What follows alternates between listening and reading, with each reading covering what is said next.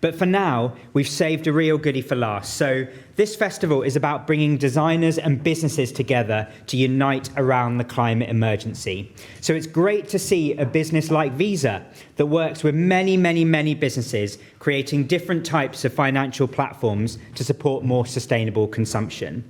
So Cedrine Streit is the global design strategy lead at Visa.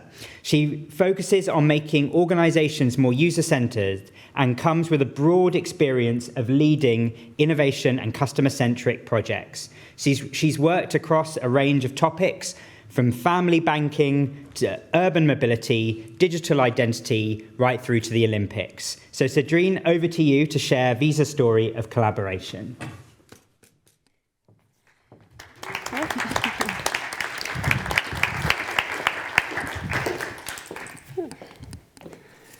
Okay. We'll jump right in. Has anybody here heard of the word collaborance? Raise your hand if so. Okay. Okay, I see one person. Would love to know, how would you define that word? What does it mean to you? No? Oh, I didn't see a hand. Oh, you were shaking your head. Oh, I saw someone in the back with the green shirt. No? No? Never heard of it. Okay. But you know what? That's totally fine because it's a completely made-up word. It does not exist. So totally right that there are crickets going on. Totally right. I actually heard it from a very dear colleague of mine, and I really love it because I think it sums up this idea that effective collaboration is rarely a straight line, and in fact, it's a lot more like a labyrinth, right? So, collaboration, again, can lead us to great things. We can create things we can create solutions that are far beyond what we could achieve individually. But sometimes along the way also, we can get a little bit lost and maybe feel a little bit nauseous, right? And collaboration is really difficult, actually. So much so that the #1 tip from the academics who wrote the book on collaborative advantage say, don't do it unless you absolutely have to. And with good reason, right? Because when you think at the beginning of a at the beginning, you have to think about who you want to collaborate with on what. You need to then contact all these different actors. You then have to think about the investment. And then once you've found the partner to collaborate with, managing that relationship isn't easy either, right? Because you have to navigate all kinds of things like the diversity of perspectives and visions, a progressive maybe versus more conservative tendencies, limited or siloed knowledge, different working cultures and practices, diverging interests, power, competition. It's a lot. It's a lot. Ooh. However, when it comes to the transition towards a circular economy, no one organization can do this alone. And when we look at the data, 8.6%, I believe the economy right now is 8.6% of the economy is circular today. And 92% of people say they want to live sustainably, but only 16% are actually taking action. So this really highlights the challenge that we have, or the opportunity. And the linear lock-in that we find ourselves in requires systemic change. And as a system is not owned by any one person or any one organization, we need to collaborate to solve this. Literally, the future of our world depends on our ability to collaborate. So, how do we tip the scales in our favor? How do we avoid this dreaded collaborative inertia and really gain the advantages of collaboration? Well, at Visa, our vehicle of collaborating in the circular economy is through our Recommerce Behavioural Insights Lab.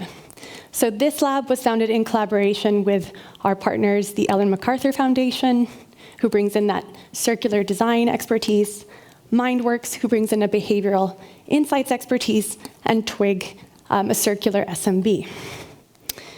And we also founded it with our first set of experimentation partners, the H&M Group, through their brand Cause, and also the United Repair Center based in Amsterdam. So the lab is interdisciplinary and designed to leverage rapid experimentation models to uncover what gets citizens to change their behavior.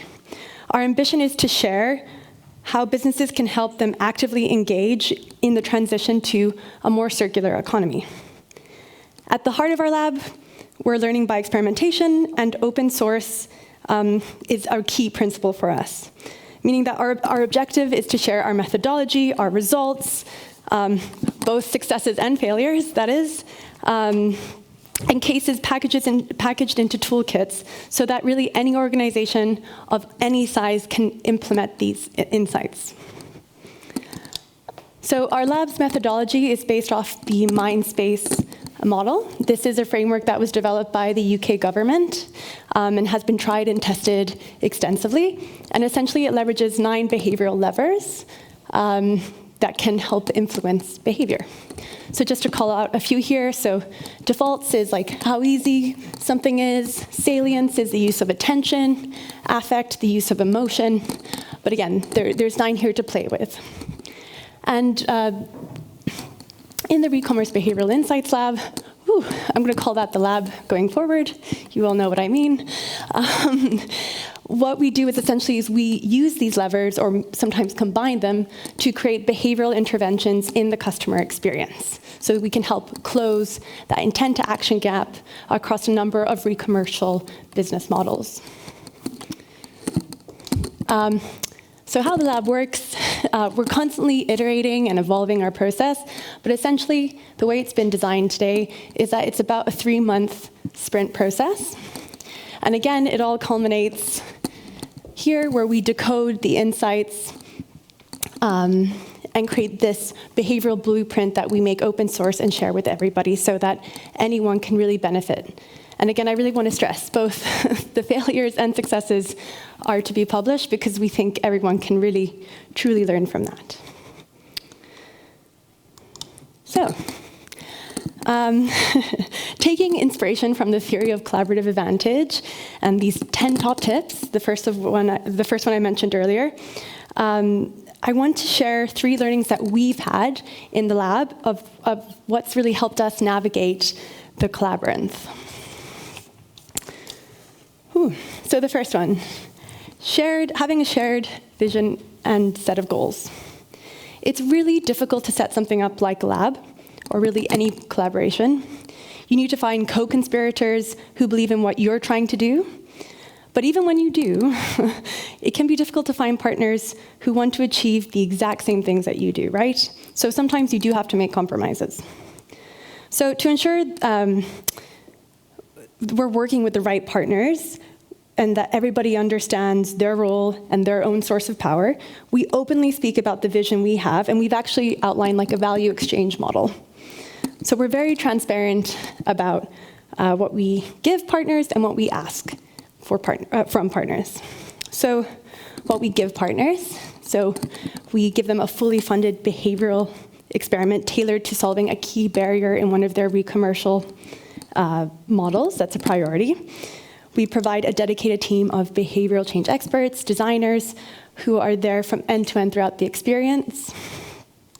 And also, it's an opportunity for them to participate and be part of an industry-wide initiative that results in open-sourced resources for every business. And then what we ask from partners is that we ask them to appoint a project manager and attend key workshop sessions where we actually evolve or design the interventions. We ask them to provide the appropriate resources, essentially, so that we can put the experiments into a live environment, either online or in-store, depending on the partner that we're working with. And finally, we ask them for a commitment to implement successful learning. So if the experiment is successful, we ask them to implement and scale that throughout the business.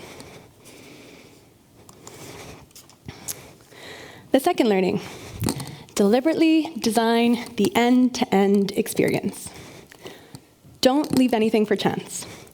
Instead, think of it as a game show, where everything is structured and has a purpose and reason for being there. And also the plus that it's highly engaging and a lot of fun.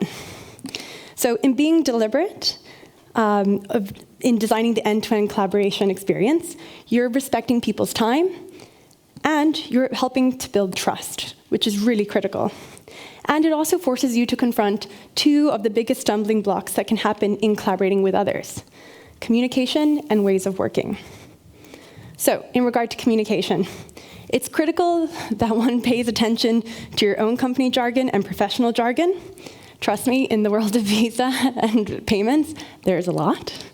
And it's important that we find ways to clearly express ourselves so that you are able to share beyond what's happening in your day-to-day world. So basically, watch what you say and how you say it. Language really, really matters. And then ways of working, of course, will naturally differ between partners.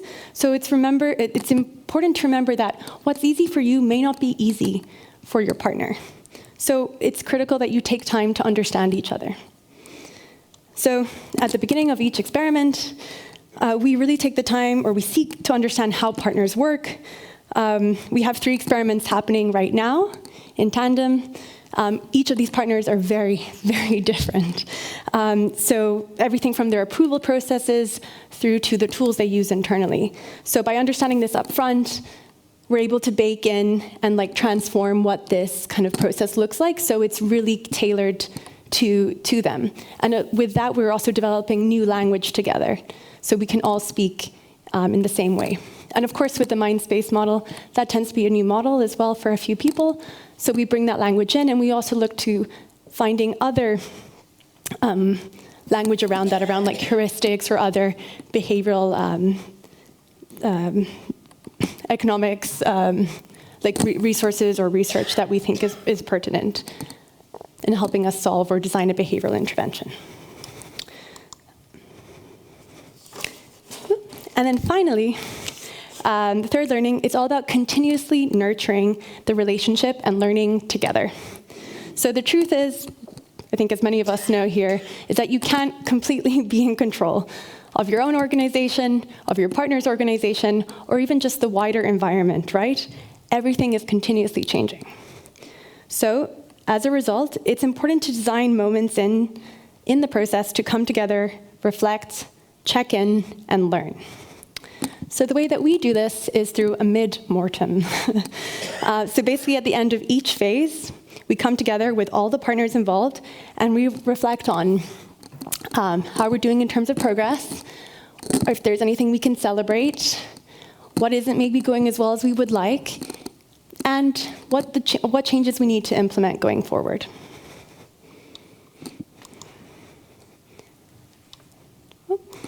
So to summarize, the 3 learnings that have helped us achieve this collaborative advantage is having that shared vision and goal, deliberately designing the end-to-end collaboration with partners, and tailoring that depending on who your partner is, and then continuously nurturing the relationship and learning together.